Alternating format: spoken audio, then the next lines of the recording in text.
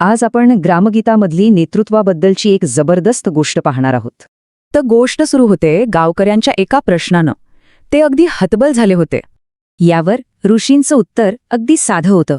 माणसं जे पाहतात तेच तर करतात. म्हणजे खरा बदल शब्दांनी नाही तर आपल्या समोर ठेवलेल्या उदाहरणांनी होतो. हेच बघा ना, कल्पना करा तुम्ही एक सुंदर फुलाफळांनी भरलेली बाग पाहिली. अशी बाग पाहिल्यावर काय होतं? साहजिकच आपल्यालाही तशीच बाग लावावीशी वाटते.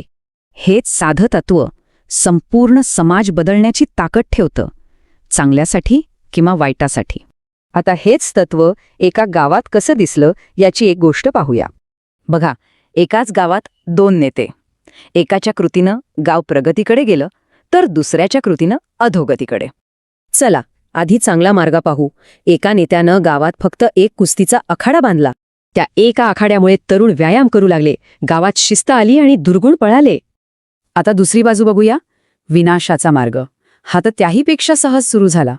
एकाने कोंबड्यांची झुंज सुरू केली आणि मग काय, क्रूरता मनोरंजन बनली, जुगाराची सवय लागली.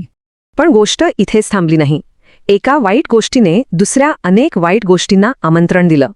गावात तमाशा आला, मग दारू आली आणि बघता बघता गाव गरिबी आणि हिंसाचारात बुडालं. मग गावातलं वातावरण कसं झालं?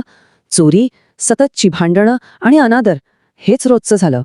हे सगळं आपल्याला एका महत्वाच्या तत्वाकडे घेऊन येतं. गाव म्हणजे शुद्ध आरसा. म्हणजे समाजाचं चारित्र्य योगायोगाने घडत नाही, ते तिथल्या लोकांच्या अनुकरणाचं प्रतिबिंब असतं.